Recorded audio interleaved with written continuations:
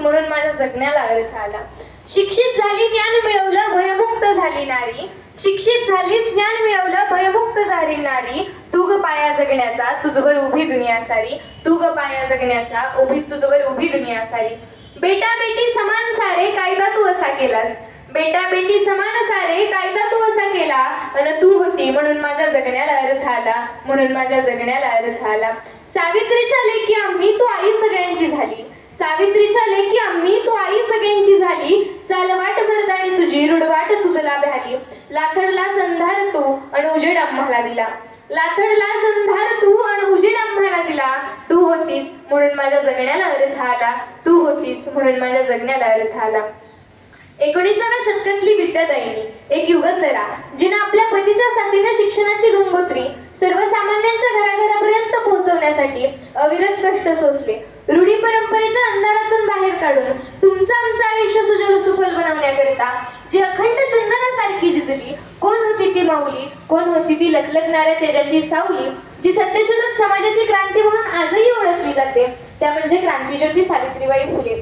खर तर बंदुकीच्या जोरावर आणि हंटरच्या धाकावर वाघाची शिकार करणारी मी हजारो माणसं बघितली, पण बंदुकीच्या गोळीशिवाय आणि हंटरच्या धाकाशिवाय इथल्या माणसाला माणूस म्हणून जगायला शिकवणारा मी एकच वाघ बघितला, आणि ते म्हणजे महात्मा ज्योतिराव फुले. जिंकून देखील दुनिया सारी सिकंदर इथंच रडला होता. जिंकून देखील दुनिया सारी सिकंदर इथंच रडला होता. लाख मोलाचा राजा माझा 32 दाताचा पुतळा त्याने इथेच फाडला होता. त्याने इथेच फाडला होता. अखंड हिंदुस्थानाचा आराध्य दैवत छत्रपती शिवाजी महाराज आणि भारतीय राज्यघटनेचे शिल्पकार डॉक्टर बाबासाहेब आंबेडकर या सर्व महामानवांना मी विनम्र अभिवादन करते आणि माझ्या वक्तृत्वास सुरुवात करते. एरवी मी बोललेही नसते, पण तुम्ही कोठून कोठून माझ्या विचारांचं क्रीम केले. केवळ एक देवी म्हणून मला फोटोमध्ये फ्रेम केलंय. याचाच राग आज मी तुमच्या समोर व्यक्त करते आणि मी सावित्रीबाई फुले बोलते. हटले नाही ध्येयापासून जरी फेकली अंगावर खाण, आजही ते दुःख म्हणी विषापरी येते. उद्देश एकच की तुम्हाला मिळावे ज्ञान, सर्व महिला वर्गाचा व्हावा सन्मान.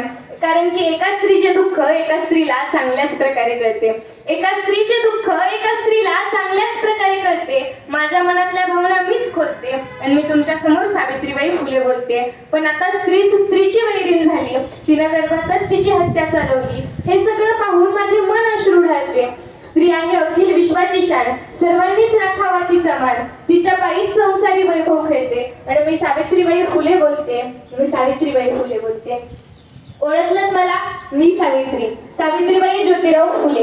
वयाच्या 9व्या वर्षी माझं लग्न झालं ज्योतिराव गोविंदराव फुले नावाच्या एका माणसाशी. आणि हळूहळू मला समजलं की ज्याच्याशी माझं लग्न झालंय तो केवळ साधा सुद्धा माणूस नाहीये, तर लाखो करोडोंना जगण्याची ऊर्जा देणारा एक क्रांती सूर्य, एक महानायक, एक महामानव आहे. होय, 1 जानेवारी शनिवारी दिनांक 1 जानेवारी 1848 रोजी बुधवार पेठेतील भिडेवाड्यात आम्ही मुलींसाठी पहिली शाळा सुरू केली. आणि ती भारतीय माणसासाठी निर्माण केलेली पहिली शाळा होती. आणि मी पहिली शिक्षिका आणि मुख्याध्यापिका सुद्धा. शिक्षण हे वाघिणीचं दूध आहे आणि हेच दूध आम्हाला इतरांना द्यायचं होतं किंवा कच खाणं आमच्या रक्तालाच मान्य नव्हतं. इकडं सनातनांनी मात्र धर्म बुडाला म्हणून सुरू होतं. आता सर्वसामान्य माणसाला शिक्षण घेतल्याच्या नंतर कसं काय धर्म बुडतो यांचा? एवढा तकलादू असू शकतो का धर्म? नाही ना. माणसाच्या प्रगती आडी येणारी प्रत्येक खूण बुडली काय आणि तरली काय, आम्हाला त्याचा काय उपयोग? आमचं जगणं आणि मरणं आमच्या लेकरांच्या उन्नतीसाठी होतं, आमच्या लेकरांच्या प्रगतीसाठी होतं. यात झीज होती, अपमान होता, हानी होती, परंतु उद्याचा सूर्य घडवण्यासाठी आज आमचा संसार होता. शेठजींनी मला सांगितलं की सावित्री, आपल्याला खूप लोकांच्या डोळ्यातले आसू पुसायचे, त्यांच्या डोळ्यात स्वप्नांची फुलबाग फुलवायचे. त्यांच्या आजवरच्या दुःखाचं कारण म्हणजे अज्ञान. ज्ञानानं अज्ञान दूर होतं, प्रचंड ऊर्जा. कुठे निघालीस? किती वेळा सांगितलं तुला आमच्या मुलांना शिकवणं बंद कर. तुला तुझी आबरू प्यारी आहे की मुलांना शिकवणं? कदाचित तो विसरला असावा की नायगावच्या खंडेराव नेवसे पाटलांची कन्या आणि ज्योतिराव पैलवानांची पत्नी होते.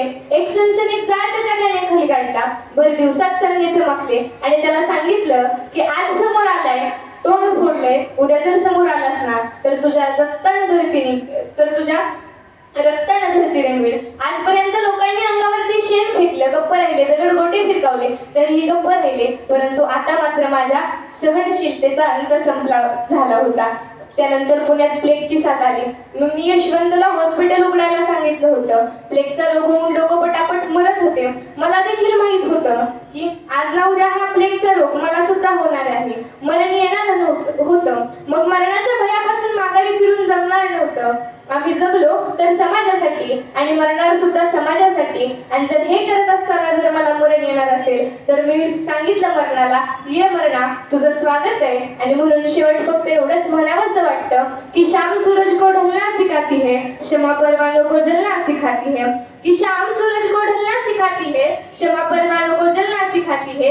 इतिहास बदलने वालों को होती है थोड़ी तकलीफ, लेकिन यही तकलीफ इंसान को चलना सिखाती है. यही तकलीफ इंसान को चलना सिखाती है. धन्यवाद.